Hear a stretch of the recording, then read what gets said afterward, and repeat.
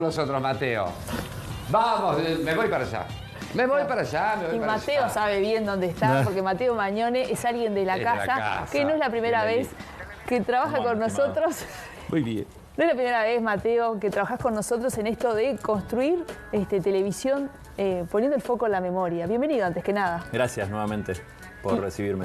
Y antes de hablar de este producto en ¿Dónde particular, de dónde estás, había un antecedente que también generó mucho revuelo con estas placas que lo que buscaron fue humanizar estas figuras de nuestros detenidos desaparecidos. Es verdad, en realidad venimos desde el 2021. Primero hicimos una producción, en esto de hacer producciones propias en las que yo estoy involucrado, ¿no?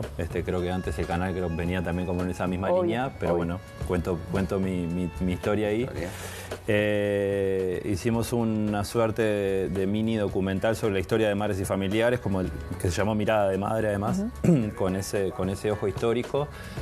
Y la construcción de la organización Madres y Familiares en ese plano y todos sus pasos dados por tanto tiempo y con tanto dolor y logros y esperanzas también, ¿no? En el camino.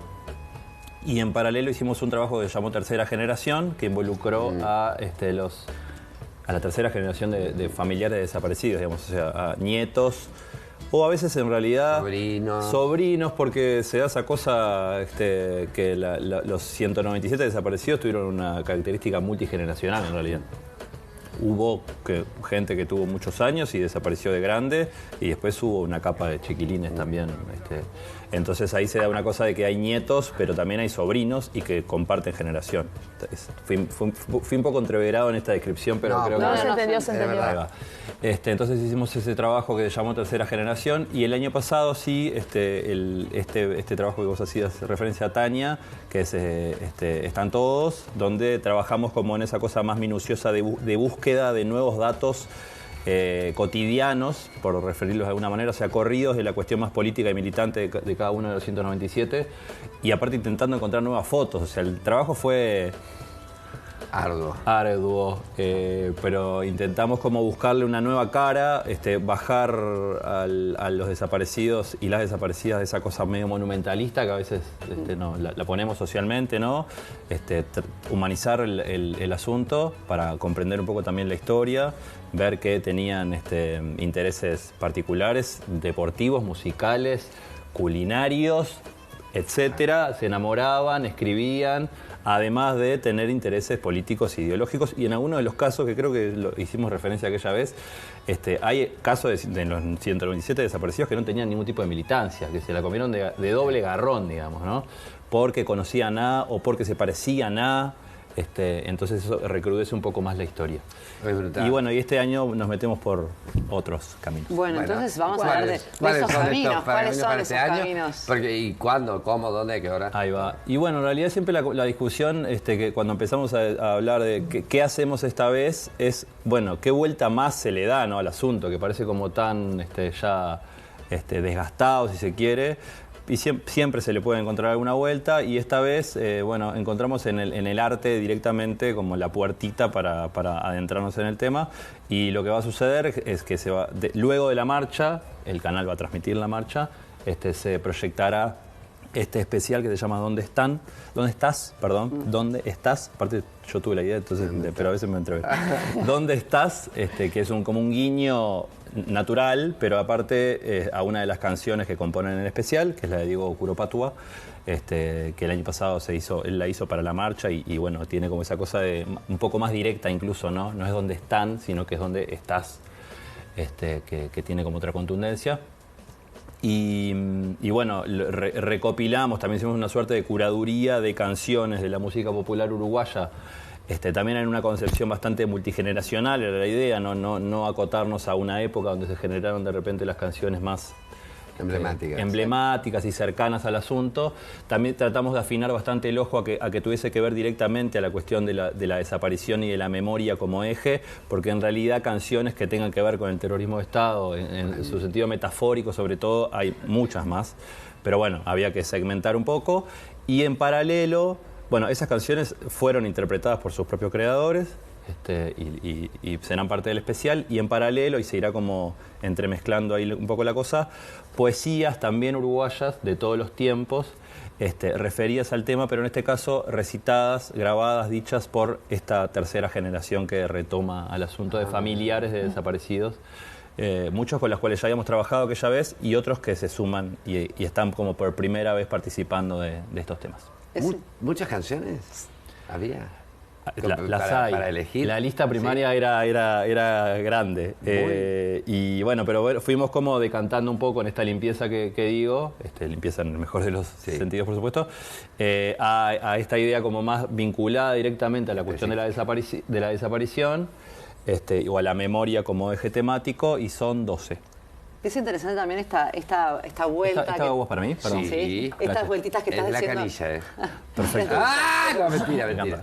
Esta vuelta que estás diciendo de buscarle todos los años como para reinventarse en algo que está vigente, que está vivo, pero encontrar en el arte como una herramienta también de repente la palabra no es sanación, pero sí como una manera más humana de acercar estos temas que nos interpelan tanto como ciudadanos, ¿no? Y lo que tiene la herramienta, el arte en general, pero capaz que la canción como herramienta dentro del arte es esa cosa hiper directa, ¿no? Y como fácil de incorporar, más allá de que después tenga sus propias complejidades musicales, letrísticas. Pero creo que es como, dentro del arte, es como la más accesible, si se quiere, ¿no? Sí. Y después, bueno, las interpretaciones que cada uno le da a las letras y a las músicas, también está bueno que pase por el tamiz personal y que sea cada cual quien lo tome y lo resignifique incluso. Sí. Por parte de la memoria es una cosa que tiene la posibilidad de resignificación. No es lo mismo lugares o canciones que se hicieron hace 40 años a esos mismos lugares hoy o a esas mismas canciones hoy. Me parece que es interesante como hoy escucharlas, comprenderlas con el tiempo. La canción Visitas de Rubén Olivera fue escrita desde el dolor de quien perdió a su hermano o está buscando a su hermano en realidad. No estoy diciendo desde un lugar ficcional, sino que el hermano de Rubén Olivera está desaparecido. O sea, entonces seguramente él la escribió desde, si escucha parte de la letra, no me acuerdo con quién lo hablábamos el otro día, estás viendo el momento que la compuso. No, divino. Pocamente, ¿no? Rubén Olivera, Laurano Carrero, Emiliano el Zurdo, Papina de Palma, Luciano Superviel, Diego, ya lo nombraste, Curopagua, Moki, Va a entrar en calor, Espuntón de Mendaro, Laura González Cabezudo, La Teja Pride, Mauricio Igual, un abanico enorme de opciones, hermosa. Pero a mí me llamaba la atención, más allá de esto de la música, esta tercera generación que está ahí, que no son expertos en declamación ni nada, que están hablando de... Algunos sí, ojo. ¿Ah, sí? ¿El Bello? No, dale. Bueno, él tiene sus herramientas. Tiene sus herramientas, está Martín Bello también ahí. Pero, ¿cómo fue el trabajo con ellos y el encontrar la textura que los uniera? Decía que algunos siguen, por ejemplo, el caso de Germán Tanco, que es el hijo de Verónica Mato. O sea, que es nieto de Miguel Mato, el padre de Verónica, el último desaparecido durante la dictadura. Germán es poeta y aparte ha tenido como... Es poeta no solo en cuanto a la escritura, sino al decir, hoy que está tan como en boga eso, entonces tiene como otro tipo de soltura. Pero la verdad que nos llevamos como una... gratas, no sé si sorpresa, porque en el momento de decir que sí a esa propuesta tan compleja, bueno, es porque ya... tomás como la posta y te animás a alargarte. Algunos habíamos visto en aquella primera experiencia, pero todos con mucha solvencia y con mucha liviandad. Obviamente no pretendíamos que fuese una cosa excelente en el decir, ni en el tono, ni había que tener una determinada voz, porque para eso, bueno, llamamos a capaz que actores, actrices, claro, o a locutores y lo hacen de esa forma. En ese caso era como, bueno... yo les pedí que me mandaran el grabado y bueno, en todo caso íbamos como trabajándolo un poquito hasta el momento de hacerlo sí en la grabación final, pero con mucha soltura y naturalidad, que les pasara primero a ellos los textos, que son muy particulares también, por supuesto, por ejemplo, hay algunos poemas escritos por desaparecidos, entonces ahí ya se pone como en juego otro tipo de cosas, ¿no? Eso te iba a preguntar yo, ¿los textos de dónde? Y bueno, en algunos casos escritos por desaparecidos son 3 los poemas escritos por desaparecidos, por Margaret Burgueño, por Eduardo Silveira y por María Emilia Islas, que escribió un poema cuando falleció Liberarse, dedicado al momento, más que a liberarse al momento. Esos poemas de repente no hablan sobre la memoria, sobre la desaparición, sino incluso el de Margaret Burgueño habla sobre el amor directamente, pero bueno, fueron escritos por ellos, entonces valía la pena que estuviesen presentes. Y después otros poemas que son sobre los desaparecidos, algunos casos como muy directos. Y bueno, después algunos que mantienen como... Hay un par de clásicos también, ¿no? Y después algunos que mantienen esa cosa como de aire sobre el tema y nos parecía lindo hacerlo. Y eso, el trabajo con los familiares fue... simple.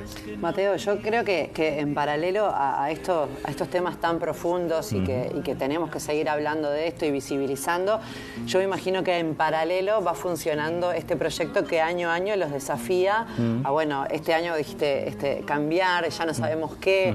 Me imagino que en esta curaduría que están haciendo de poemas, de canciones, empiezan a surgir también ideas, porque me parece que esto atraviesa como una sensibilidad de todos los involucrados. Ya empiezan como a pensar en nuevas maneras de decir ¿dónde estás? ¿Dónde están? Acá estamos, esta cuestión de que se mantenga vivo este proyecto. Sí, ideas siempre, nunca faltan. Y a veces es un problema también, porque, claro, porque hay que elegir. Tenés que elegir. Yo creo, por ejemplo, que el trabajo que hicimos el año pasado con lo que se refería Tania, de estas mini biografías sobre cada uno, era muy tentador como adentrarse de lleno en algunas, ¿viste? Porque bueno, por ejemplo, no sé, digo si uno cierra el mundo de trabajar sobre los 197 desaparecidos, ¿no? Porque después el trabajo de la memoria es mucho más amplio. A veces también nos pasa que cerramos mucho la mirada en esa zona. Este es un trabajo específico, pero digo en una cuestión más social del Uruguay incluso, ¿no? Mayo está muy dedicado a la cuestión de la desaparición, porque tiene la marcha del 20 como casi embudo al asunto. Pero bueno, también se puede trabajar mucho con la cuestión del exilio, con la cuestión de la cárcel política, con la cuestión de la muerte, con la cuestión de los lugares de las infancias durante ese terrorismo de Estado. Hay colectivos que lo hacen, con las expresas políticas, con el lugar de la mujer, en toda esta narrativa que siempre quedó tan secundada. Me encanta porque estás nombrando todo lo que estamos haciendo. Todo lo que hemos hecho muy bien durante este mes. Y vamos a seguir haciendo durante pero capaz que yendo como más a esa cuestión, el abanico se abre siempre. Porque si yo te digo que, por ejemplo, hay, no sé, 20 de los desaparecidos que tenían recorridos deportivos, ¿no? Y no digo de salir a correr por la Rambla los martes de tarde, sino, bueno, el ajedrez, competir, ir a sudamericanos juveniles por ejemplo, en este especial va a participar Laura González Cabezudo cantando una canción. Ella es cantante, folclorista, y ella es sobrina de Federico Cabezudo, Federico Pérez Cabezudo, desaparecido, que era ajedrecista, matemático, ajedrecista, campeón sudamericano de ajedrez y compitió en un mundial en Israel de ajedrez, ¿no? ¿Alguien sabe eso? No. Nadie. Entonces, bueno, como si te puedes investigar un poquito, te da ganas de tirarte así de cabeza y seguir profundizando en pequeñas historias. Y sobre todo para mí siempre muy interesante como tratar de conectar con algunas cuestiones vinculadas a las violaciones de los derechos humanos en el presente para que, porque hay una cosa que es interesante siempre, es pensar que la cocina totalitaria se cuece en silencio, ¿no? Entonces, bueno, hay que estar atento y seguir trabajando en esta línea.